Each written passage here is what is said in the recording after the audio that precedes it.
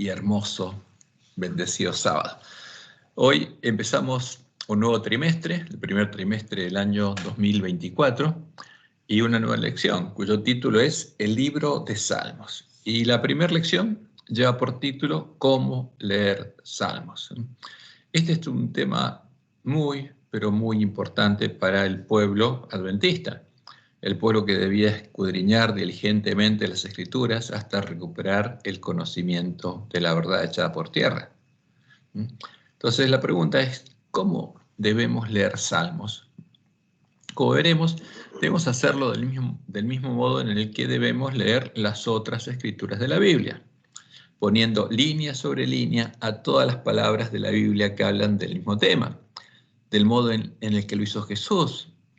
Fíjense, porque Jesús hizo eso, lo que Dios había anunciado que teníamos que hacer, para mostrarles a los discípulos quién es Él, quién es el santo, el verdadero Jesús, quién es la puerta abierta que nosotros deberíamos buscar y encontrar.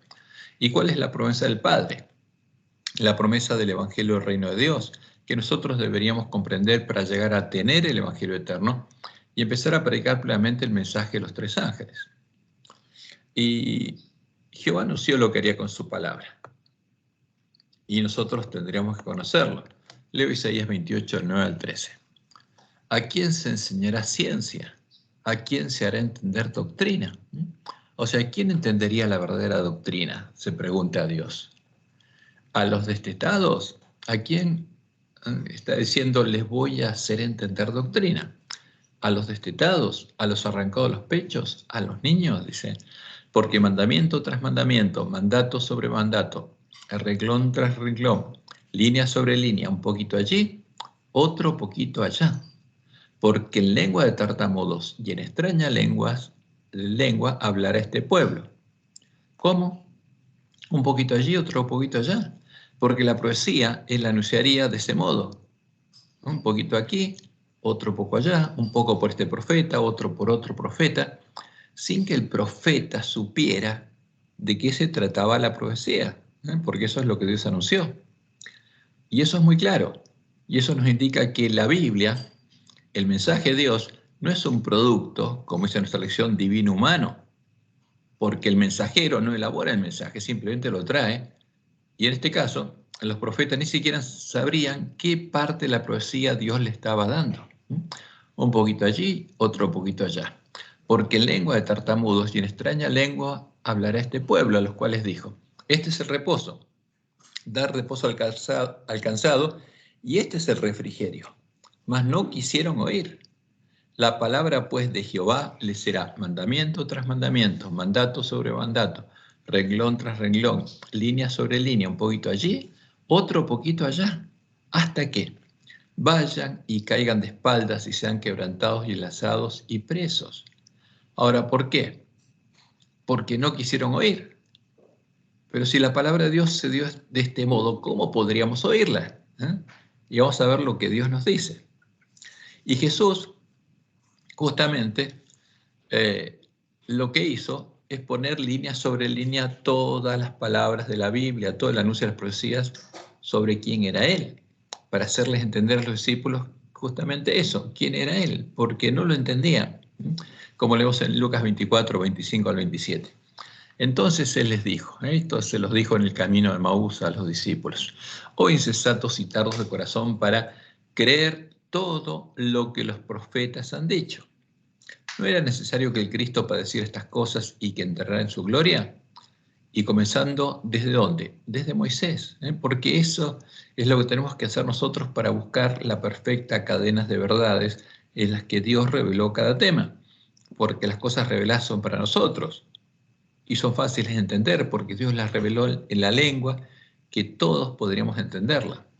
Y comenzando desde Moisés y siguiendo por todos los profetas, les declaraba en todas las escrituras, ¿qué cosa? Lo que de él decía. Entonces, ¿qué puso? Línea sobre línea, todo lo que decía el Antiguo Testamento sobre él, para que comprendieran quién era él. Y después en el aposento alto les dijo, estas son las palabras que os hablé estando aún con vosotros, que era necesario que se cumpliese todo lo que está escrito de mí en la ley de Moisés, en los profetas y en los salmos. Entonces les abrió el entendimiento para que comprendiesen las Escrituras y comprendieron quién era Él. Y esto es muy claro. Esto es lo que tenemos que hacer tema por tema. Queremos conocer cuál es el verdadero Jesús, cuál es la puerta abierta. Entonces tenemos que buscar en todas las Escrituras del Antiguo Testamento lo que hablan del Mesías, y ahí vamos a encontrar el verdadero Jesús. Y en Hechos 1, 3 al 5 leemos los siguientes: a quienes también, después de haber padecido, se presentó vivo con muchas pruebas indubitables, apareciéndoseles durante 40 días y hablándoles acerca del reino de Dios, porque tenía que sembrar la semilla del reino en el corazón de ellos, cuál era la verdad. Y les dio un seminario durante 40 días, hablándoles claramente acerca de las Escrituras que hablaban del Evangelio del reino de Dios, para que lo comprendieran, para que tuvieran el Evangelio eterno. Y estando juntos les mandó que no se fueran de Jerusalén, sino que esperasen la promesa del Padre, la cual les dijo: oísteis de mí. Porque Jesús ahí sembró la semilla del reino en el corazón de ellos. Porque Juan ciertamente bautizó con agua. Todos ellos habían sido discípulos de Juan y habían sido bautizados con agua por Juan. Mas vosotros seréis bautizados con el Espíritu Santo dentro de no muchos días. ¿Y qué necesitaban para poder ser bautizados con el Espíritu Santo de la promesa? Conocer la promesa del Padre, que fuera sembrada la semilla del reino en el corazón de ellos. Y eso es lo que necesitaba y necesita el pueblo adventista. Ahora, la pregunta es: ¿por qué Dios habló a su pueblo en lengua de tartamudos? O sea, ¿por qué la Biblia, la profecía de la Biblia, fue dada en lengua de tartamudos? Y lo hizo por varios motivos que él mismo explicó. En primer lugar, para ocultar el significado de estas palabras de los sabios, de los hombres que, como cuando vino Jesús, enseñarían como doctrina mandamientos de hombres. Y los sabios no entenderían las palabras de la Biblia. Pero los que clamaran a Él, como Él lo prometió, sí lo sabrían. La gente sencilla, no los sabios. Los que con fe clamáramos a Él, Él prometió guiarnos a toda verdad. Y leo Isaías 29, 13 y 14. Dice pues el Señor: porque este pueblo se acerca a mí con su boca y con sus labios me honra, pero su corazón está lejos de mí, y su temor de mí no es más que un mandamiento de hombres que les ha sido enseñado. Ahora, ese sería el problema. Él dice: ¿a quién se le enseñará ciencia, el verdadero conocimiento? ¿A quién se le hará entender doctrina? Y como Jesús dijo a los discípulos, ellos eran odres nuevos, que no tenían la doctrina de los fariseos. ¿Por qué? Y tenían hambre y sed de justicia, y Él los llamó y después los guió a entender la verdad. Pero ¿qué pasaba con todo el pueblo? Su temor de mí no es más que un mandamiento de hombres que les ha sido enseñado. Por tanto, he aquí que nuevamente excitaré yo la admiración de este pueblo con un prodigio grande y espantoso. ¿Por qué? Perecerá la sabiduría de sus sabios y se desvanecerá la inteligencia de sus entendidos. ¿Y qué pasaría con los sabios y los entendidos de su pueblo? Estarían ciegos, como el ángel de la Odisea. Entonces, por eso Jesús, como leemos en Mateo 15, 7 al 9, le dijo a los fariseos: hipócritas, le dijo.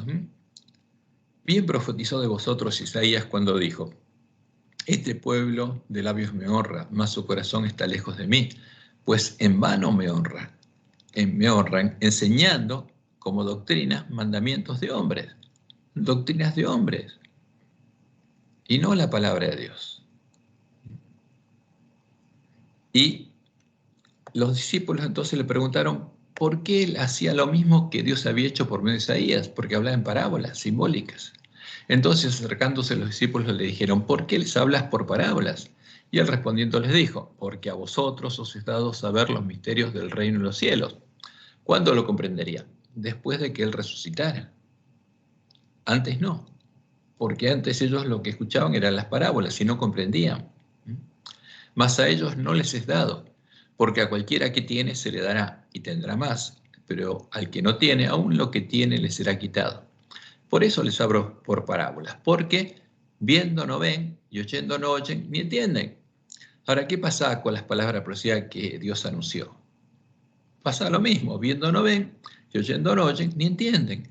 Y las parábolas proféticas de Jesús tampoco las entenderían y no verían lo que significaban. Y como veremos, por eso se preservarían. De manera que se cumple en ellos la profecía de Isaías que dijo: de oído oiréis y no entenderéis, y viendo veréis y no percibiréis, porque el corazón de este pueblo se ha engrosado y con los oídos oyen pesadamente, y han cerrado sus ojos, como el ángel de la Odisea, para que no vean con los ojos y oigan con los oídos y con el corazón entiendan y se conviertan y yo los sane. Entonces, el primer objetivo de hablar en lengua de tartamudos es para ocultar el significado de estas palabras de los sabios. Y el segundo es para que estas palabras fueran preservadas, para que las palabras de la profecía fueran preservadas en el tiempo cuando los siervos del dragón buscarían dar muerte a los dos testigos que profetizaban en manos del pueblo de la iglesia del desierto, como Dios había anunciado por 1260 años hasta finales del siglo XIII, y que se oponían a sus falsas doctrinas porque el pueblo conocía a su Dios, predicaba la verdad. Y entonces, ¿qué harían estos siervos del príncipe de este mundo?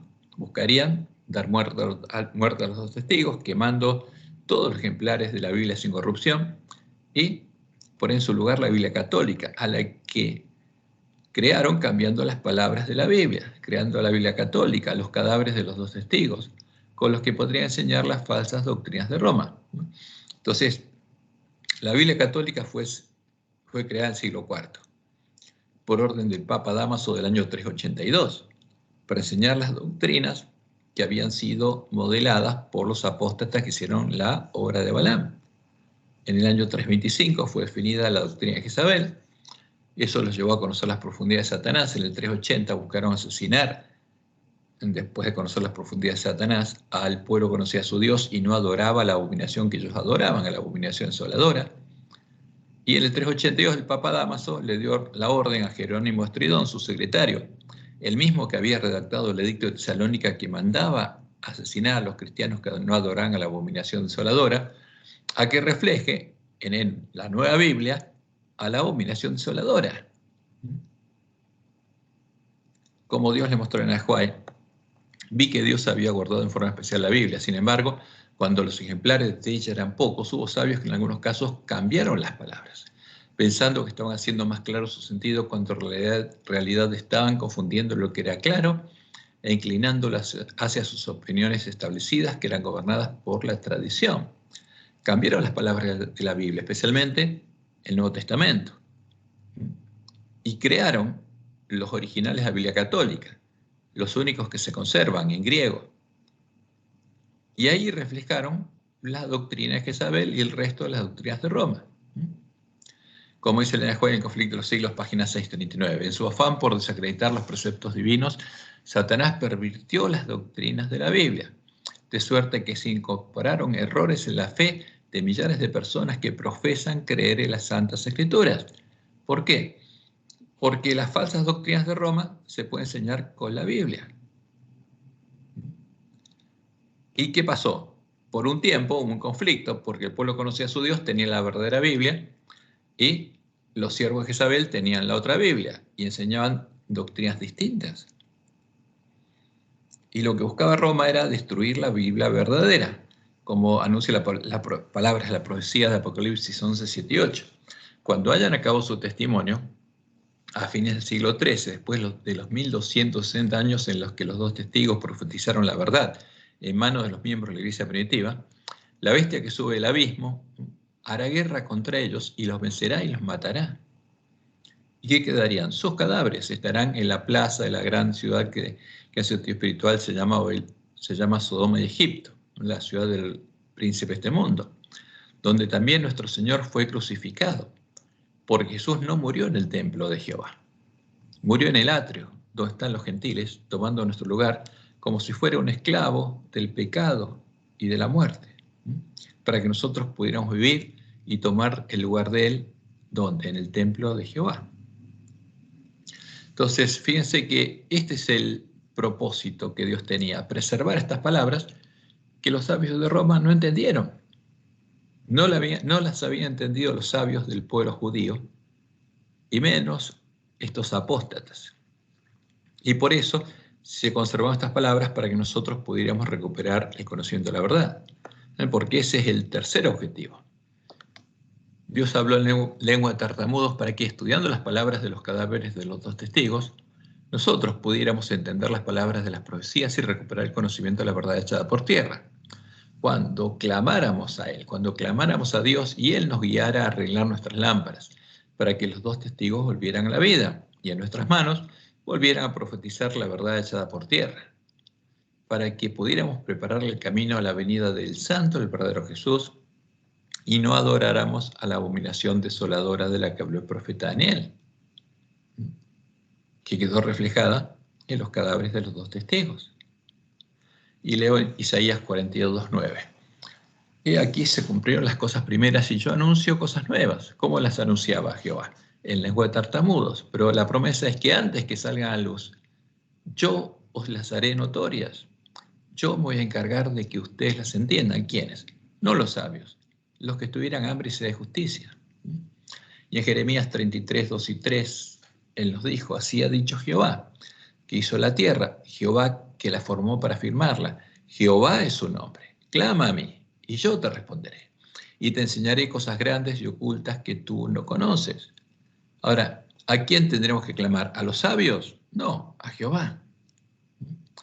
Y en Apocalipsis 3:7-8, Jesús nos dice, escribe el ángel de la iglesia en Filadelfia, esto dice el santo, el verdadero. ¿Por qué? Porque ya habría uno falso. El falso fue introducido en el tiempo de la apostasía y es la abominación desoladora. Esto dice el santo, el verdadero, el que tiene la llave de David. ¿Por qué? Porque el falso le dio la llave de su reino al Papa. Y ese hecho fue reflejado en la Biblia católica. Lo podemos leer en las palabras de Mateo, como si Jesús le hubiera dado las llaves del reino a Pedro. Pero esas palabras fueron agregadas en nuestras Biblias. Porque Jesús dice que tiene la llave de David y no se lo dé a nadie. Y el que abre y ninguno cierra y cierra y ninguno abre. Pero en nuestras Biblias aparecen las palabras sabios de Roma que dicen que Jesús le dio autoridad para atar y desatar al Papa y a la jerarquía de la Iglesia. Pero el verdadero Jesús dice que no, porque el otro sí lo haría. Yo conozco tus obras, dice, he aquí he puesto delante de ti una puerta abierta, la cual nadie puede cerrar. ¿Y a dónde se entra por esa puerta? A los lugares asolados, al templo de Jehová. Pero habría que buscarla y encontrarla. Porque aunque tienes poca fuerza, porque eso es lo que le pasaba al ángel de Filadelfia, has guardado mi palabra y no has negado mi nombre, porque es el ángel que salió de Babilonia con los dos cadáveres de los dos testigos en sus manos, buscando encontrar la verdad. ¿Y qué dice Jesús? Yo soy la puerta. El santo, el verdadero, nos dice que la puerta abierta es Él. El que por mí entrare será salvo. ¿A dónde entramos? Entonces Jesús nos dijo claramente, habría dos puertas. La puerta estrecha, que es Él, y la puerta ancha. Por la puerta ancha se entra a la sinagoga de Satanás. Y por la puerta estrecha al templo de Jehová. Y por eso habría que buscarlo y encontrarlo. ¿Y quién nos guiaría a encontrar la verdad? Como lo dijo en Juan 6, 44 y 45. Ninguno puede venir a mí si el Padre que me envió no le trajere. ¿Quién nos guiaría a toda verdad? El único Dios verdadero, como dijo Jesús. Esta es la vida eterna, que te conozcan a ti. El único Dios verdadero, a Jehová. Y yo le resucitaré en el día postrero. Escrito está en los profetas. Y serán todos enseñados ¿por quién? Por Dios, por Jehová. Como dice Isaías 54:13. Y todos tus hijos serán enseñados por Jehová. Así que todo aquel que oyó al Padre y aprendió de él, viene a mí. ¿Y quién prometió hacernos entender las palabras de profecía? Jehová, nuestro Dios y Padre. Y todo aquel que oye al Padre va a encontrar la puerta estrecha.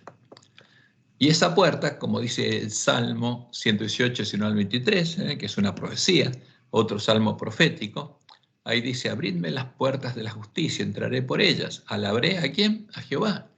Porque ¿a dónde se entra? Al templo de Jehová. Esta es puerta de Jehová. Por esta puerta, que es la puerta estrecha, se entra a la presencia de Jehová. Por ella entrarán los justos. Te alabaré porque me has oído y me fuiste por salvación. ¿Quién dice eso? El Mesías. Y esta es la afirmación de Dios. La piedra que se echaron los edificadores ha venido a ser cabeza del ángulo. ¿De qué edificio? Del templo de Jehová. De parte de Jehová es esto, y es cosa maravillosa a nuestros ojos. ¿Y qué dice Jesús? Yo soy el camino y la verdad y la vida. Nadie viene al Padre sino por mí. Entonces, el verdadero Jesús, ¿para qué vino? Para redimirnos de la esclavitud del pecado y para que abrir la puerta y el camino por el cual podemos ir al Padre. Salir de la cárcel y entrar al reino de Dios. Y eso es lo que Satanás quiere ocultar. Y en Apocalipsis 22:7 nos dice a nosotros, a los que tenemos que preparar el camino, he aquí vengo pronto, bienaventurado el que guarda las palabras de la profecía de este libro. ¿Y quién tiene que predicar la verdad? Nosotros, después de recuperarla. Y la profecía de Apocalipsis 14:6-7 recién se cumpliría cuando el pueblo adventista recuperara el conocimiento de la verdad. Vi volar en medio del cielo a otro ángel, que ya no es el ángel de la Odisea, no es el ángel de Filadelfia, tampoco el de la Odisea, es otro ángel.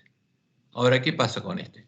Tenía el Evangelio eterno, había recuperado el conocimiento de la verdad, había encontrado la puerta estrecha y tenía la verdad. ¿Para qué? Para predicarla primero a los moradores de la tierra, para darle alimento a tiempo a sus hermanos, y después a toda nación, tribu, lengua y pueblo, diciendo a gran voz, temed a Dios. ¿A quién? A Jehová. ¿A quién vamos a temer? Al único Dios verdadero. Y dadle gloria, porque la hora de su juicio ha llegado. Este es el tiempo en el que va a juzgar a los que oyen este mensaje. Por eso primero va a juzgar a quién, a los moradores de la tierra, a su pueblo, y después a toda nación, tribu, lengua y pueblo. Diciendo a gran voz, temed a Jehová, a Dios, y dadle gloria, porque este es el mensaje de Elías, porque la hora de su juicio ha llegado, y adorad a aquel que hizo el cielo, la tierra, el mar y las fuentes de las aguas. Porque ¿qué estaría pasando con toda la tierra? Se habría maravillado en pos de la bestia y estaría adorando al dragón. Por eso hay que predicarles el mensaje de Elías. Y como dice Jesús, si será predicado este evangelio del reino en todo el mundo, la verdad que predicaba él y predicaba la iglesia primitiva, para testimonio a todas las naciones, y entonces vendrá el fin. Y ahí llega el fin de la misión del pueblo de Dios y el fin de la misión de Dios para salvar. Por tanto, cuando veis en el lugar santo la abominación desoladora de que habló el profeta Daniel, el que lee a quien a Daniel entienda, entonces los que estén en Judea huyan a los montes, porque ahí viene el falso Jesús, y es la abominación desoladora puesta en lugar de Jehová. Y acá tenemos las imágenes que presenta Roma, la primera, la visión de Constantino cuando Satanás le mostró al sol con una cruz en el medio, que es símbolo de Baal hijo, y le dijo, con este signo vencerás. Y a la derecha tenemos justamente el símbolo de lo que está dentro de la copa de la gran ramera, que la iglesia de Roma le da a comer a el pueblo católico. Y en el medio vemos una imagen que apareció en nuestro folleto de lección, en el cual la abominación desoladora viene en la tierra y multitudes van a adorarlo. Y como Dios nos reveló claramente, ya lo estudiamos al final de la lección pasada, como Dios le mostró a Juan, en esta época aparecerá ¿quién? El anticristo, el falso Jesús, porque la abominación desoladora es el falso Jesús, como si fuera el Cristo verdadero. Aparece el Cristo que le dio su trono, su poder y su autoridad al hombre pecado, al que van a estar adorando la bestia y el falso profeta, y todos los que hayan recibido la marca de la bestia. Y entonces la ley de Dios será completamente invalidada en las naciones de nuestro mundo. La rebelión contra la santa ley de Dios habrá llegado a su completa maduración. Pero el verdadero director de toda esta rebelión ¿es quién? ¿Es Jesús? No, es Satanás vestido como un ángel de luz. El anticristo es Satanás, que se disfraza de Cristo. Los hombres serán engañados y lo exaltarán en lugar de Dios y lo edificarán. Pero la omnipotencia se interpondrá contra las iglesias apóstatas que se unan para exaltar a Satanás. ¿Para qué se unen? ¿Para qué se unen en puntos comunes de doctrinas y para andar por el mismo camino? Para adorar juntas a Satanás, al dragón. Y se pronunciará la sentencia, por lo cual en un solo día vendrán sus plagas, muerte, llanto y hambre, y será quemada con fuego, porque poderoso es Dios el Señor que la juzga. Y es importante entender esto porque los salmos tenemos que entenderlos en medio de este conflicto. ¿Qué está pasando? ¿Cómo tenemos que estudiar los salmos? ¿Quiénes le prepararían el camino a la venida del falso Jesús, a la abominación desoladora? Como la anuncia la profecía, esta obra la harían la bestia y el falso profeta, después de unirse en puntos comunes de doctrina para adorar juntos al dragón bajo su disfraz cristiano, adorando a la imagen a la que adora la bestia, como leemos en Apocalipsis 19:20. Y la bestia fue apresada y con ella el falso profeta, que había hecho delante de ella las señales con las cuales había engañado a los que recibieron la marca de la bestia y habían adorado su imagen. Por el falso profeta va a hacer caer fuego del cielo, engañando a la gente, para que adoren a la imagen de la bestia, haciéndoles creer que esa imagen es Cristo. Estos dos fueron lanzados vivos dentro de un lago de fuego que arde con azufre. Y esto es claro la palabra de Dios. La bestia y el falso profeta adoran al dragón, adoran a la abominación desoladora. ¿Cómo podemos diferenciar al santo del verdadero Jesús de la imagen de la bestia, de la abominación desoladora de la que habló el profeta Daniel? Y vamos a ver lo siguiente. Fíjense, hay una sola forma de encontrar al santo del verdadero Jesús, y es seguir el camino que él nos mostró. Es encontrar en las escrituras del Antiguo Testamento todo lo que de él dice.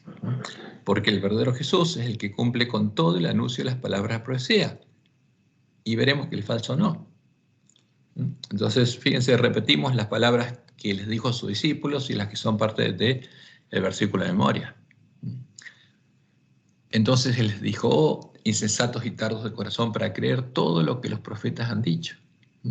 Y comenzando desde Moisés, siguiendo por todos los profetas, les declaraba en todas las escrituras lo que de él decían. Ahora, ¿qué tendremos que hacer nosotros? Buscar en la ley de Moisés, en los salmos, en los profetas, todo lo que dicen de Jesús, del verdadero. Y ahí entenderíamos cuál es la puerta, encontraríamos la puerta abierta. Y después en el aposento alto, ¿qué pasó? Les dijo lo mismo, y les abrió el entendimiento para que comprendiesen las escrituras. Y le mostró todo lo que estaba escrito de él en la ley de Moisés, en los profetas y en los salmos. Y ese es el camino que él mostró. ¿Queremos encontrar al verdadero Jesús? Acá está el camino. Hay que seguirlo. Por eso es la única forma de encontrar y conocer al verdadero Jesús. En cambio, hay tres formas de identificar a la abominación desoladora de la que habló el profeta Daniel.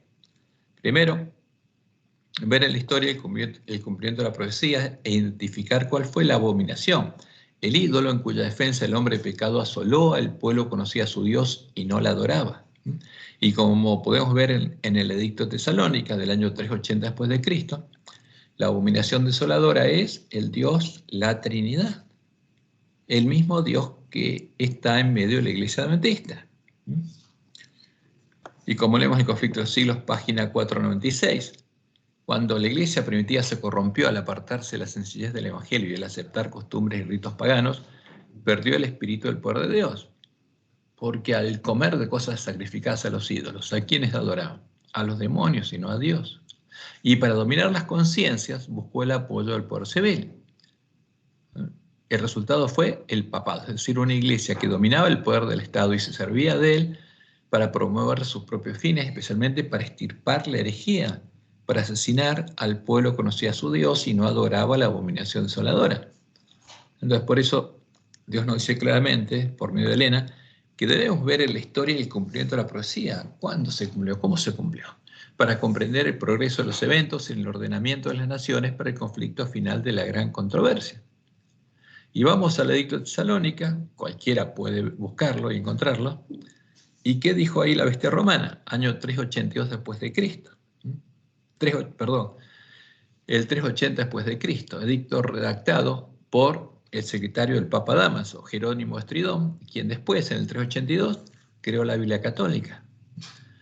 ¿Qué dice la bestia romana? Queremos que todos los pueblos profesen ¿qué cosa? Una religión. Impone por la fuerza una religión, que es la adoración de un Dios. ¿De qué Dios? La religión que profesan el pontífice Dámaso y el obispo Alejandría, porque el obispo de Roma ahora era sumo pontífice romano, sumo pontífice Jezabel. Y la definen así: creemos en la divinidad única del Padre, del Hijo y del Espíritu Santo, bajo el concepto de igual majestad y de la piadosa Trinidad. Creemos que hay tres personas que son Dios, tiene igual majestad y son parte de la Trinidad. O sea, creemos en la Trinidad, dijo la bestia romana. Esa es la imagen de la bestia. Esa es la abominación en cuya defensa asesinó al pueblo de Dios. Ordenamos que tengan el nombre de cristianos católicos quienes sigan esta norma, quienes adoran a la Trinidad. ¿Y qué pasa ahora con el pueblo adventista, que adora a la Trinidad? Y por definición es un cristiano católico, porque adora al mismo Dios que Roma. Y al adorar al mismo Dios que Roma, adora al dragón, sin saberlo. Mientras que los demás los juzgamos dementes y locos. ¿Y qué pasa con un demente y loco? Pierde sus derechos civiles y es despojado de sus bienes.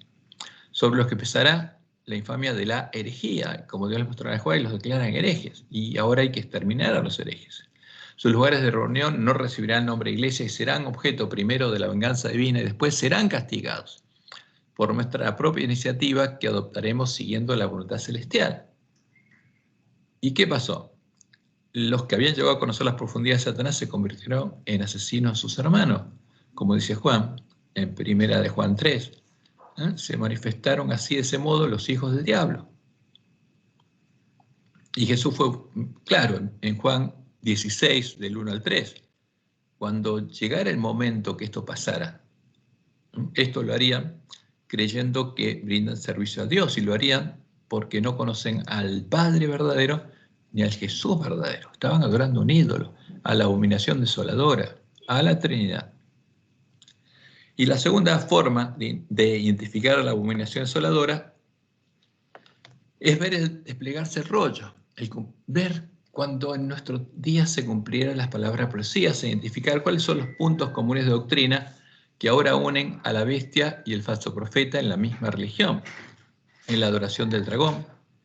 Y podemos ver que la bestia y el falso profeta ya se unieron para adorar a la abominación desoladora de la que habló el profeta Daniel, al Dios la Trinidad, y a Jesús, que es parte de la Trinidad. Fíjense lo que Dios nos dijo. No podemos ver cómo la Iglesia romana puede exonerarse de la acusación de idolatría. Y esta es la religión que los protestantes están comenzando a considerar tan favorablemente y que eventualmente se unirá con el protestantismo. O sea, una religión es la que adora a un Dios. Y si esa religión es idólatra, adora a un ídolo. Y los protestantes adorarían al mismo ídolo, a la abominación desoladora. Cuando las iglesias principales de los Estados Unidos, uniéndose en puntos comunes de doctrina, influyen sobre el Estado para que impongan los decretos y las instituciones de ellas, entonces la América protestante habrá formado una imagen de la jerarquía romana, una imagen de la bestia romana, que su monte donde se siente una ramera para hacer adorar al dragón a través de un ídolo. ¿Y a qué ídolo adorarían los protestantes? Al mismo ídolo que Roma. Y se unirían al Estado para la imposición de sus dogmas, porque lo que los uniría serían dogmas de Roma, dogmas comunes de doctrina. Y como dice Elena White, en el Evento de los Últimos Días, página 151, las persecuciones de los protestantes por parte del catolicismo serán más que imitadas cuando se unan el protestantismo y el papado. La persecución que hubo a la Iglesia de Reforma a partir del año 1517, hasta que finalizó el tiempo alegre, llegó el tiempo del fin, se van a reanudar cuando se una el protestantismo y el papado, y ya se unieron. O sea, que porque Satanás sabe que estamos a las puertas del tiempo de angustia. Y ella fue clara: la luz que tenemos acerca del mensaje del tercer ángel es la luz verdadera. La marca de la bestia es exactamente lo que se ha proclamado que es. Todavía no se comprende todo lo relacionado con este asunto y no se comprenderá plenamente hasta que se despliegue el rollo. ¿Y qué tenía que pasar? Tenían que unirse en puntos comunes de doctrina para adorar al dragón. Y cuando se unieran y viéramos a qué ídolo estarían adorando, entonces seríamos probados, pero se llevará a cabo una obra de gran solemnidad de nuestro mundo. Y como dice Elena White, el rollo se desplegó el 14 de febrero del 2010, porque ahí, después de 40 años de diálogo ecuménico, en el Vaticano, la bestia y el falso profeta realizaron una reunión a la que titularon Cosechando los frutos del movimiento ecuménico, y el general el cardenal Casper, que es era el líder de Roma en ese tiempo para llevar adelante el movimiento ecuménico, declaró lo siguiente. El cardenal señaló, en referencia al encuentro, que los participantes habían afirmado su fundamento común en Jesucristo y en la Santísima Trinidad, tal como se expresa en nuestro credo común y en la doctrina de los primeros concilios ecuménicos. Ahora, ¿qué pasó con la Iglesia de Reforma? La Biblia la dejó de lado. Sola gracia, sola fe, sola escritura. ¿Dónde fueron a parar? A la basura. ¿Por qué? Porque ahora adoptaron como propias las doctrinas definidas por Roma en sus concilios ecuménicos. Y la Biblia quisieron enterrar los cadáveres de los dos testigos, como anunciaba la palabra de la profecía de Apocalipsis 11. Y no quedaron ahí solamente. Empezaron a adorar juntos la abominación desoladora y reconocieron que la Iglesia Católica es la Iglesia de Cristo y que la Iglesia Católica es la verdadera Iglesia. E hicieron sanar la herida de muerte que la Iglesia de Reforma le habría propinado a Roma con la espada de dos filos, al demostrar que Roma es la Babilonia del apóstata del Apocalipsis y no la Iglesia de Cristo. Y por eso el pueblo católico, al entender dónde estaba, empezó a salir de Roma y a unirse a la Iglesia de Reforma. Pero ¿qué pasó ahora? Satanás hizo que las iglesias caídas sanaran la herida de muerte de la Iglesia de Roma. Y se cumplió la profecía de Apocalipsis 13, 3 y 4. Vieron a sus cabezas como herida de muerte. ¿Cuál fue la cabeza de la gran ramera? Su sexta cabeza, la mujer Jezabel. Pero su herida mortal fue sanada y se maravilló toda, dice toda la tierra en pos de la bestia. Y adoraron al dragón. ¿Por qué? ¿No quedaría un remanente en la iglesia adventista que no adoraría al dragón? No. Llegaría el momento en que toda la tierra, incluyendo el remanente, la iglesia remanente, estaría adorando al dragón. ¿Y cómo podemos afirmar esto? Porque ¿qué hay en la creencia fundamental número 2? La Trinidad. Los puntos comunes de doctrina que unen a la bestia y el falso profeta en la adoración del dragón. Por eso se maravilló toda la tierra en pos de la bestia, porque Babilonia ya le dio a beber a todas las naciones del vino del furor de su fornicación. Y adoraron al dragón. Y adoraron a la bestia, reconociéndola como la verdadera iglesia de Cristo. Porque nuestros dirigentes hacen lo mismo que el falso profeta. Y esas son las formas muy claras en las que identificaríamos a la abominación desoladora. Y la tercera forma es clara. El falso Jesús, la abominación desoladora, es el Jesús que no cumple con todo lo que dicen del Mesías las palabras de las Escrituras del Antiguo Testamento. Por eso, para enseñar la doctrina de la Trinidad y las doctrinas que definen el falso Jesús, los hombres tienen que seguir el método de Satanás para enseñar doctrina. Y al hacerlo, también usan y tuercen las palabras de los salmos. Fíjense lo que Dios les mostró en el Evangelismo 4:29. Todos debieran familiarizarse con la palabra de Dios porque Satanás pervierte y cita erróneamente las Escrituras y los hombres siguen su ejemplo presentando una parte de la palabra de Dios a quienes desean conducir por senderos falsos y ocultan la parte que echaría a perder sus planes. ¿Por qué? Porque con nuestras Biblias se pueden enseñar falsas doctrinas. ¿Y qué usan los falsos maestros? Las palabras que los siervos de Roma pusieron en nuestras Biblias, inspirados por Satanás, y ocultan las palabras de la Biblia que contradicen esas doctrinas. Por eso Elena White dice, todos tienen el privilegio de familiarizarse con un claro, así dice Jehová. Porque un así dice Jehová es eterno, no cambia. Hay pastores falsos que están dispuestos a decir y hacer cosas perversas. Nuestros hijos debieran ser instruidos de tal modo que lleguen a conocer perfectamente la palabra de Dios a fin de ser capaces de saber cuando se lee una parte de la Escritura y se deja de leer otra parte a fin de causar una falsa impresión. ¿Qué tendremos que hacer nosotros? Como Dios lo anunció, despertarnos y arreglar nuestras lámparas y buscar en toda la palabra de Dios, primero todo lo que dicen del Mesías, todo lo que Dios dice de sí mismo, todo lo que Dios dice del Evangelio. Por eso Elena dice, nuestra consigna debe ser a la ley y al testimonio. Si no dijeren conforme a esto es porque no les ha amanecido, Isaías 8:20. Y también el conflicto de los siglos, 6:53, ya dice, Dios tendrá la tierra, un pueblo sostendrá la Biblia y la Biblia sola.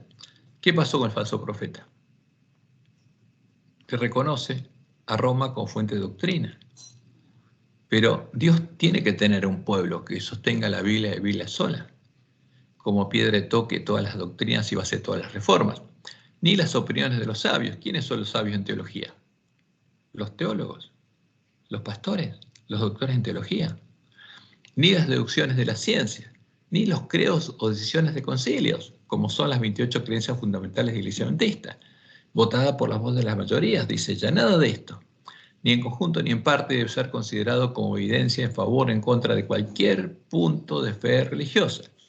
Antes de aceptar cualquier doctrina o precepto, debemos cerciorarnos de si los autoriza un categórico, así dice Jehová. Sí, esa doctrina es algo que Dios reveló en su palabra. Porque si Dios no lo reveló, son mandamientos de hombres. Por eso, si ya buscamos y encontramos todo lo que dicen del Mesías las palabras de las Escrituras del Antiguo Testamento, descubriremos fácilmente a el engañador, a Satanás, bajo su disfraz cristiano. Entonces, ese es el tercer método de darnos cuenta de cuál es la abominación desoladora. Como dice Elena de White en El conflicto de los siglos, página 683. Solo los que hayan estudiado diligentemente las Escrituras y hayan recibido el amor de la verdad en sus corazones serán protegidos de los poderosos engaños que cautivarán al mundo. ¿Merced a qué? Al testimonio bíblico. Descubrirán al engañador bajo su disfraz. O sea, podemos verlos en los hechos de la historia, cuando se empezó a perseguir al pueblo de Dios para exterminarlo en el tiempo de la apostasía, en el credo común entre la bestia y el falso profeta, porque si un emperador era el dragón, y también merced al testimonio bíblico, que nos dice todo lo que tiene que cumplir el verdadero Jesús, y es evidente que el falso Jesús no lo cumple, que la abominación desoladora no lo cumple. Entonces, y en ese contexto, en el contexto del gran conflicto y de nuestra misión, es que tenemos que leer el libro de los Salmos. Y vamos ahora a comenzar el estudio del libro de los Salmos. El libro de los Salmos, cuyo nombre en hebreo es Tehilim, alabanzas, porque ese es el nombre del libro, contiene el conjunto de las poesías y cánticos con los que el pueblo de Israel adoraba a su Dios, incluidas oraciones a Dios. Y, como indican los autores de la tradición, fue recopilado por Esdras al finalizar el exilio del pueblo judío. Y leo la lección de este viernes, algunos párrafos. El libro de Salmos aporta pruebas de algunas colecciones de salmos ya existentes, las colecciones de Coré, Salmos 42 al 49, el 84, 85, 87 y 88, la colección de Asaf, del 73 al 83, los cantos de los ascensos, Salmos 120 al 134, y los salmos del Aleluya, el 111 al 118 y 146 al 150. Y además notan que en el Salmo 72:20 se da testimonio de una colección más pequeña de los salmos de David. Y agregan, aunque la mayoría de los salmos se asocian con la época del rey David y la monarquía primitiva, por la mayoría son salmos de David. La colección de salmos siguió creciendo en los siglos ulteriores, la monarquía dividida, el exilio y en el periodo posexílico. Es concebible que los escribas hebreos, bajo el liderazgo de Esdras, combinaran las pequeñas colecciones de salmos existentes en un solo libro cuando trabajaban en el establecimiento de los servicios del nuevo templo. Y es interesante e importante entender que muchos de los salmos son proféticos e inspirados por Dios. Y no solamente los escritos por David después de que Dios le anunciara que el Mesías sería su hijo, al que Dios mismo engendraría con su carne, ya que procedería de sus entrañas. Y en 2 Samuel 7, del 12 al 14, está descrito justamente el mensaje que Dios le manda a David por medio del profeta Natán, después de que Natán le dijera a David que Dios iba a estar con él si él quería edificar un templo, cosa que Dios no le había dicho. Y eso nos muestra claramente que un profeta es un mensajero y no alguien que elabora el mensaje en su mente, sino es un mensajero de Dios que entrega un mensaje cuando Dios se lo da y lo entrega diciendo así dice Jehová, porque el profeta no es el que elabora el mensaje profético. El mensaje profético no es de elaboración, como dice nuestra lección, humano divino. No, eso jamás existe. Como Dios lo anunció, enviaría su palabra, sus profecías por medio de sus profetas y hablaría en lengua de tartamudo sin que el profeta supiera qué parte de la profecía está anunciando por medio de él. Porque el que crea la profecía, como dice Pedro, nunca la profecía fue traída por voluntad humana. Nunca la profecía fue traída por voluntad humana. El profeta no puede profetizar lo que quiere. Es un mensajero que solo entrega un mensaje cuando Dios se lo envía. Y en el caso de Natán sucedió así. Y con Elena White también sucedió así. ¿Y qué pasó? Después de esa noche Dios le dijo a Natán, mira, este es mi mensaje para David. Esta es la respuesta a la pregunta de David. El resto fue una opinión tuya. Y Natán le dio el mensaje de Dios a David. ¿Y qué anunció Dios?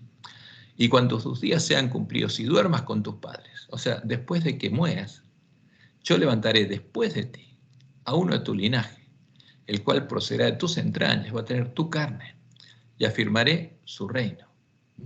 Él edificará casa a mi nombre. Entonces, David engendraría a quien a Salomón, y Salomón edificaría el templo de Jehová en Jerusalén. Pero tanto el santuario del desierto, el templo, el tabernáculo del desierto, como el templo que edificó Salomón, eran simbólicos. Y el que edificaría el verdadero templo sería el Mesías, el Hijo de David, el Hijo del Hombre, el Hijo de Dios y el Hijo del Hombre. Él edificará casa a mi nombre y yo afirmaré para siempre el trono de su reino. Yo le seré el Padre y él me será a mí hijo. Es una profecía. Dios engendraría al Mesías, al Hijo de David, a Jesucristo hombre. Como también lo anunciaría por medio de Zacarías, el Mesías, el varón cuyo nombre es el renuevo, el hombre cuyo nombre es el renuevo, Jesucristo hombre, a quien Dios engendraría, edificaría el templo de Jehová en el tiempo del nuevo pacto. El templo que sería el antitipo del tabernáculo del santuario del desierto y del templo que edificaría Salomón. Y leemos en Zacarías 6, 12 al 13, y le hablarás diciendo, ahora este mensaje llega a los que estaban reedificando el templo que había levantado Salomón y había destruido Babilonia. Así ha hablado Jehová de los ejércitos diciendo, he aquí, el varón cuyo nombre es el renuevo, el cual brotará sus raíces. ¿De quién? De Jehová. Es hijo de David y es hijo de Dios. Y edificará el templo de Jehová, lo mismo que le había hecho David. El Mesías edificaría el verdadero templo, el antitipo del templo simbólico. Él edificará el templo de Jehová. ¿Y quién llevará gloria a Jehová? Y se sentará y dominará en su trono. Dios pondría su trono en este templo. Y habrá sacerdote a su lado. Y el Mesías se sentaría a su lado. Y consejo de paz habrá entre ambos, como Dios le mostró a David. Dijo el Señor a mi Señor, siéntate a mi diestra. Y ahí empezaría el continuo. Y en Salmos 2, 6 al 9 dice lo siguiente, pero yo he puesto mi rey sobre Sión, mi santo monte, yo publicaré el decreto. Jehová me ha dicho, mi hijo eres tú, yo te engendré hoy. Ahora fíjense, pero David siendo profeta anunció cosas y los que enseñan la doctrina de la Trinidad y nuestros hermanos arrianos dicen que esto ocurrió en la eternidad, antes de la creación. Pero no es así, esta es una profecía que ocurriría después de que fue anunciada. Jehová me ha dicho, mi hijo eres tú, yo te engendré hoy, porque Jehová engendraría ¿a quién? A Jesucristo, hombre, al Mesías, al Hijo de David. Pídeme y te daré por herencia a las naciones y con posesión tuya los confines de la tierra. Y quiso Satanás, queriendo engañar a Jesús, queriendo hacerse pasar por Dios para que Jesús lo adorara. Le leyó las palabras del Salmo, lo llevó a un monte alto, le mostró todos los reinos de la tierra y le dice, pídeme y te los daré. Todo esto te daré si postrado me adorares. Y ahí Jesús se dio cuenta de quién era el que lo estaba guiando. Los quebrantarás con vara de hierro, como vasija de alfarero, los desmenuzarás.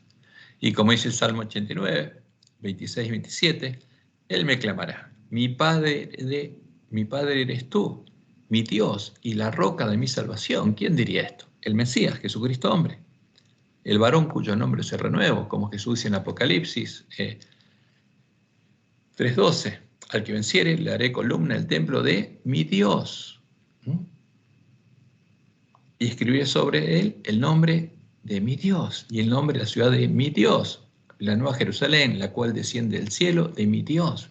4 veces dice lo mismo. Y antes de subir, después de resucitar al cielo, ¿qué le dice a María? Ve y dile a mis hermanos, subo a mi Padre y a vuestro Padre, a mi Dios y a vuestro Dios. Porque Jesús tenía que cumplir estas profecías. Jesucristo hombre venció por el poder de Dios que después estaría disponible para nosotros. Y por eso Jehová dice, yo también le pondré por primogénito, el más excelso de los reyes de la tierra. ¿Qué quiere decir que es el primogénito? Que tendría hermanos, como dice la profecía de Isaías 53, vería linaje. Habría otros como él, otros que serían hijos de la mujer vestida de sol, que serían parte de la simiente de la mujer, y vencerían al dragón y a su simiente.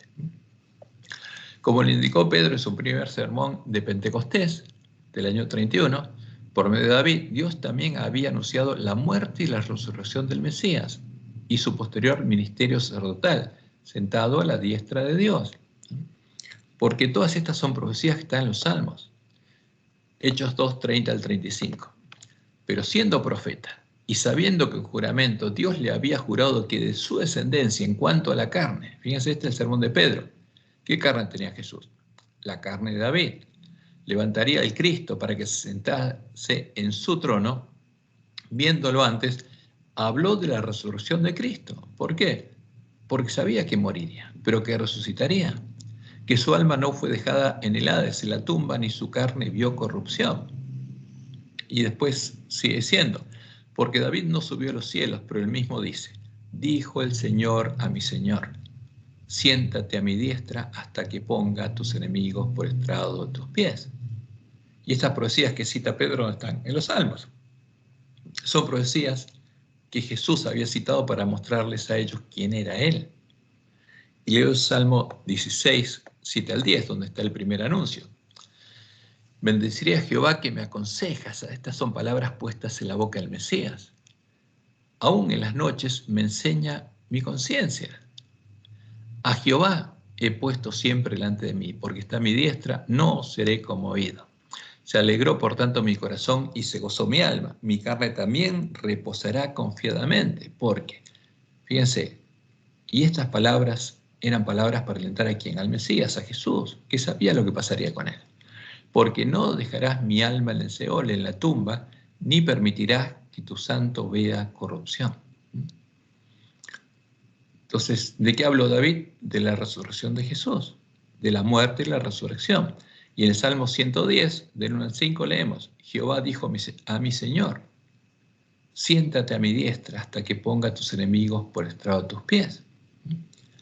¿Y a la diestra de quién? Del trono de Dios, como dice al final, juró Jehová y no se arrepentirá, tú eres sacerdote para siempre, según el orden de Melquisedec, porque se sentaría a su diestra y habría consejo de paz entre ambos, como dice la profecía de Zacarías, porque el continuo se llevaría a cabo en el nuevo templo que edificaría el Mesías, el lugar santuario de Dios que fue echado por tierra por el hombre pecado, y consejo de paz habría entre ambos, el continuo se llevaría ahí. Y ese continuo tiene que reanudarse, y se reanudaría, y el templo de Jehová sería reedificado cuando nosotros recuperáramos el conocimiento de la verdad. Y hay que notar algo que es muy importante, como por ejemplo sucede en el libro de Eclesiastés, en el que podemos ver el lamentable estado al que llegó Salomón, después de ser bendecido por Dios con sabiduría.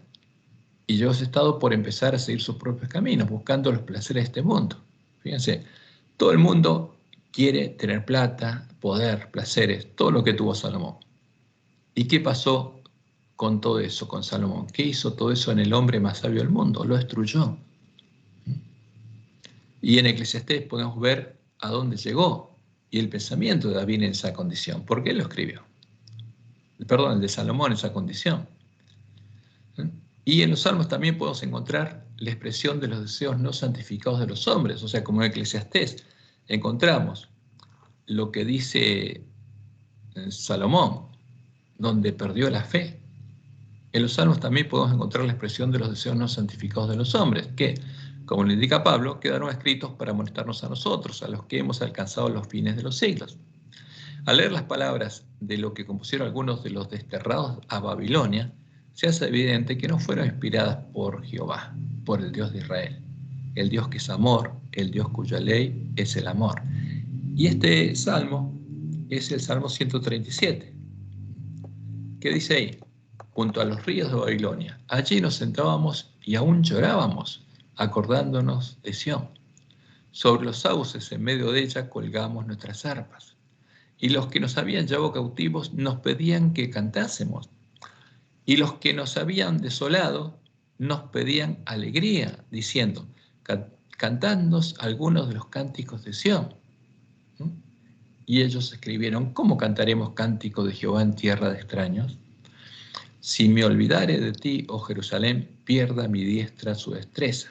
Mi lengua se pega a mi paladar, si de ti no me acordaré. Si no enalteciere a Jerusalén como preferente asunto de mi alegría. ¿Y quién escribió esto?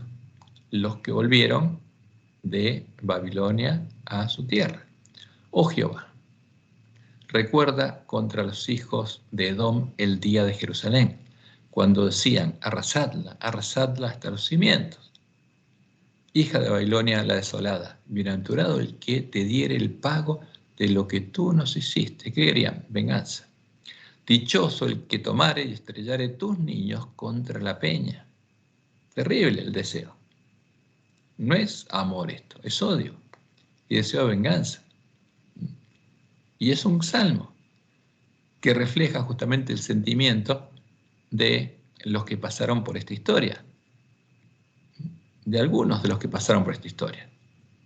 Porque ese no era el sentimiento, por ejemplo, de Daniel, no era el sentimiento de los siervos fieles. Por eso podemos ver claramente que lo que afirma nuestra lección contiene errores, y vamos a anotar no todos los errores, sino algunos específicos. En la lección del sábado 30 de diciembre de 2023, en la introducción se dice lo siguiente: Salmos ha sido un devocionario y un himnario para judíos y cristianos de todas las épocas, y aunque estas poesías son predominantemente las palabras que los salmistas le dedicaron a Dios, no se originaron con los mortales, sino con Dios, que inspiró sus pensamientos. Ahora, ¿Dios se inspiró a odiar y a decir: dichoso el que tomare y estrellare tus niños contra la peña? No, de ningún modo. Por supuesto, los salmos proféticos fueron inspirados por Dios, pero hay otras cosas que no. Por eso hay que tener mucho cuidado. Por eso hay que estudiar diligentemente las Escrituras. Y el próximo párrafo dice así: distintos autores del antiguo Israel escribieron salmos en poesía hebrea, por lo que estos salmos reflejan su mundo específico. A ver, cuidado, porque son profecías, fueron inspiradas por Dios. Y las profecías hablan de futuro, no de un mundo específico pasado. Si bien los mensajes son universales, dice, es fundamental aceptar salmos como palabra de Dios y prestar mucha atención a sus rasgos poéticos, así como a sus contextos históricos, teológicos y litúrgicos, para comprender sus mensajes. ¿Qué dicen? A ver, solo puede comprender sus mensajes ¿quién? Los que prestan atención a sus rasgos poéticos, sus contextos históricos. Hay que saber cuándo se escribió cada salmo, teológicos y litúrgicos. Ahora, que llegan hasta nuestros días tras miles de años. ¿Qué significa esto? Que solo lo puede entender un sabio, que conoce, un erudito. Ahora, ¿es esto así? No, si esto fuera así, entonces solo los sabios podrían comprender sus palabras, y no es eso lo que indicó Dios que ocurriría, ya que estas palabras estarían cerradas a los ojos y a los oídos de los sabios, especialmente las profecías que él inspiraría y que quedaron en forma de salmos.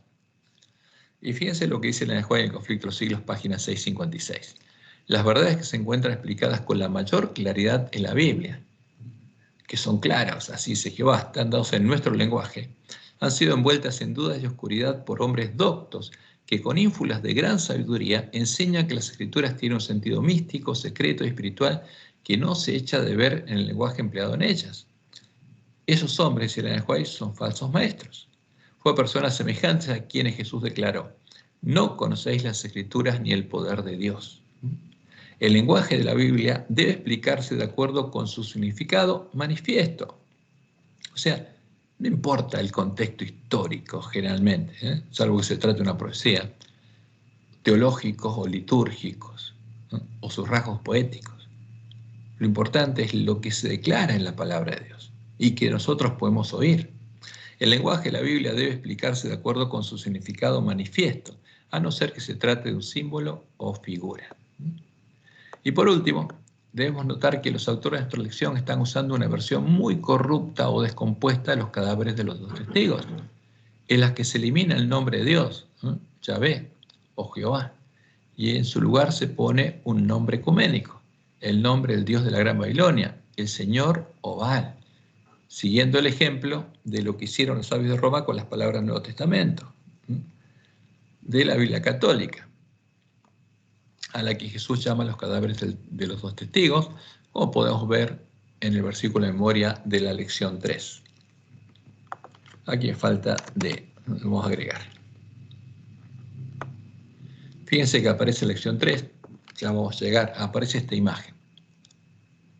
Hay un trono del que salen rayos, como rayos de luz, rayos del sol, y hay una persona sentada, que supuestamente es Jesús. ¿Y qué dice ahora en esta versión de la Biblia, Salmo 93.1? El Señor reina. ¿El Señor? ¿Qué Señor? Se vistió majestad. El Señor se vistió, se ciñó de fortaleza, afirmó el mundo y no se moverá. ¿Y llaman Señor a quién? Supuestamente al Dios Hijo de la Trinidad. Ahora, ¿quién es este Señor y cuál es su reino? La Biblia, y específicamente el Salmo 93.1, habla de el reino de Dios, el reino de Jehová, como leemos en Salmo 93.1. Jehová reina, se vistió de magnificencia, Jehová se vistió, se ciñó de poder, afirmó también el mundo y no se moverá. Por eso hay que tener cuidado con qué versión de la Biblia leemos. Y por eso tenemos la posibilidad de acceder al texto hebreo y al texto griego por medio de las aplicaciones que podemos encontrar fácilmente en este tiempo. Podemos cargar en la computadora o en el celular. Si usamos la Biblia, esta Biblia sumamente corrupta, que lamentablemente usan en la edición de nuestra lección, ¿cómo puede entonces el pueblo de Dios invocar el nombre de Jehová para ser salvo? Porque eso es lo que anuncia las palabras profecías, Salmo Joel 2.32. Y todo aquel que invocar el nombre de Jehová será salvo, porque en el monte de Sión y en Jerusalén habrá salvación, como ha dicho Jehová, y entre el remanente al cual él habrá llamado. ¿Y cuál es ese remanente? Los 144.000 sellados del pueblo adventista, que por supuesto tienen que haber invocado el nombre de Jehová. Porque como dice Joel 2, el tiempo de angustia y el derramamiento de la lluvia tardía solo va a venir después que haya un pueblo que conozca a Jehová, nuevamente conozca a su Dios. Y ya que estamos hablando, lo vamos a buscar. Vamos a Joel, capítulo 2. Y vamos a agrandar la letra, si se ve. Porque Joel 1 habla de la condición en que estaría el pueblo de Dios. En Joel 2 empieza diciendo, tocad trompeta en Sión y dad alarma en mi santo monte, tiemblen todos los moradores de la tierra. Porque viene el día de Jehová, porque está cercano. Es cuando Dios nos manda al profeta Elías, antes que venga el día de Jehová. Y se anuncia lo que Jehová va a hacer en favor de su pueblo. Y se nos dice en el versículo 27, que ese pueblo que estaría adorando al sol, como dice Ezequiel, que estaría adorando la abominación desoladora, que habría bebido el vino del furor de la fornicación de la Gran Babilonia, pasaría lo siguiente, y conoceréis que en medio de Israel estoy yo, y que yo soy Jehová vuestro Dios, y no hay otro, no hay una Trinidad. Y mi pueblo nunca jamás será avergonzado. Hay una sola persona que es Dios, que es Jehová. Y tenemos que entender justamente cuál es el único Dios verdadero. Como dijo Jesús, esta es la vida eterna, que te conozcan a ti, el único Dios verdadero, y a Jesucristo a quien has enviado. Y entonces, cuando haya un pueblo que conozca nuevamente quién es su Dios, un pueblo que tenga la fe de la iglesia primitiva, el pueblo conoce a su Dios, después de haberlo sellado, Dios va a derramar la lluvia tardía, y después de esto, derramaré mi espíritu sobre toda carne y profetizarán vuestros hijos y vuestras hijas, vuestros ancianos soñarán sueños y vuestros jóvenes verán visiones. Y también sobre los siervos y sobre las siervas derramaré mi espíritu en aquellos días. Y viene el tiempo de angustia. ¿Y qué pasa en este tiempo de angustia?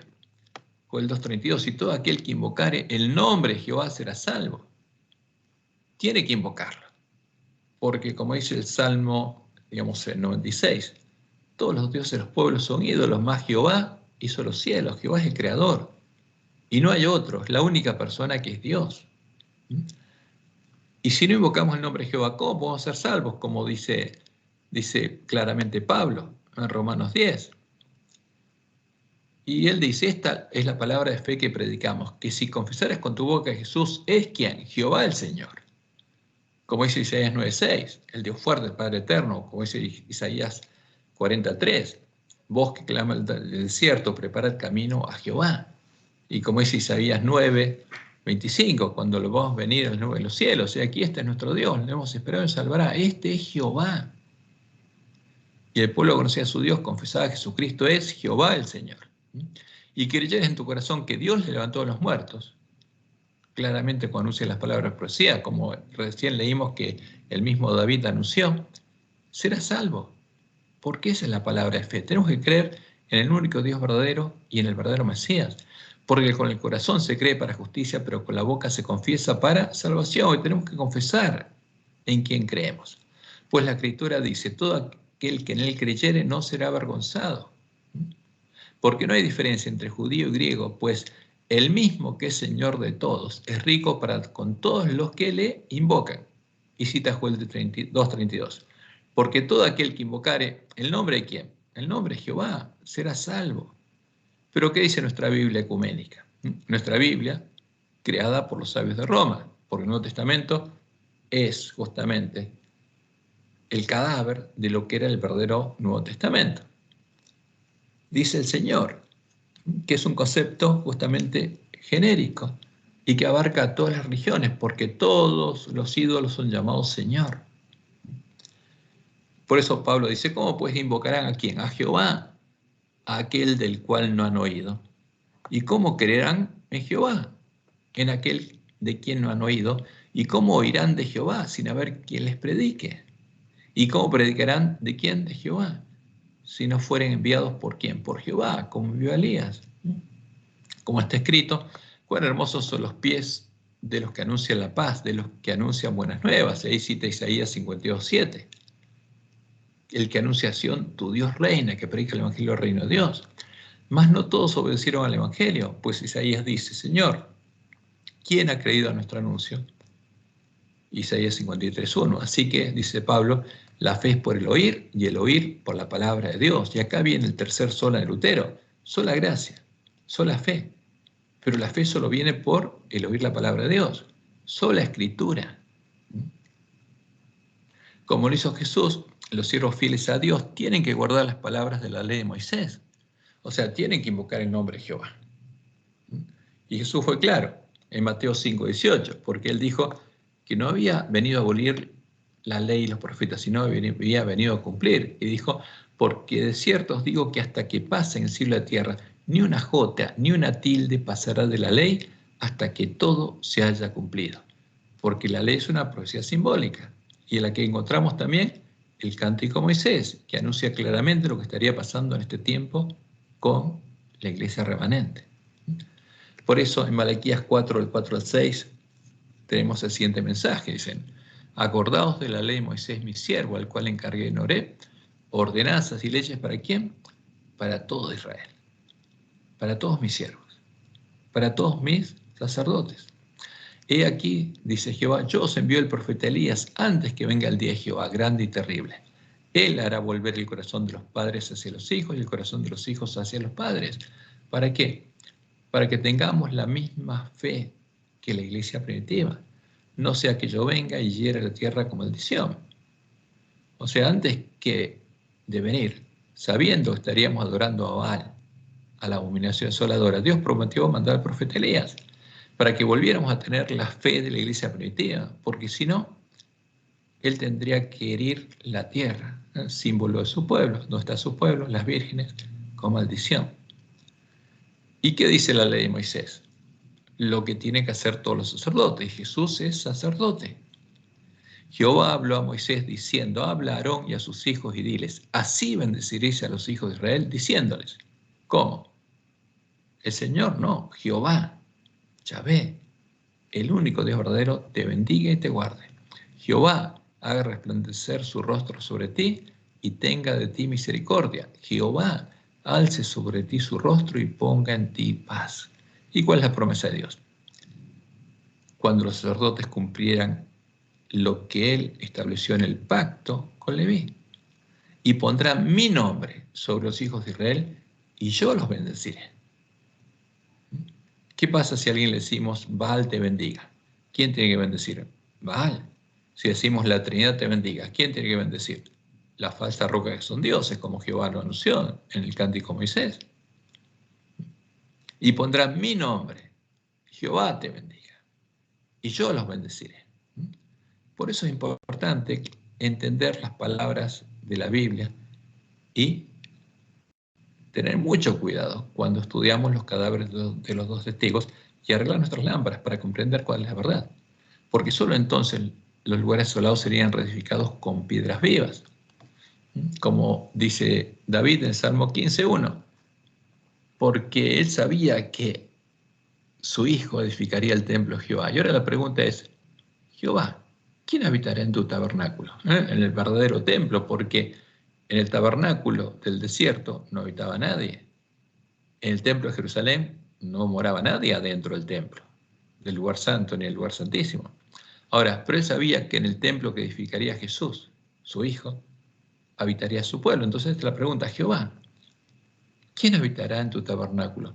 ¿Quién morará en tu santo monte? Y nosotros sabemos que en nuestro tiempo los primeros van a ser 144.000. Por eso Jesús dice, al que venciere, yo lo haré columna del templo de mi Dios y nunca más saldrá de allí.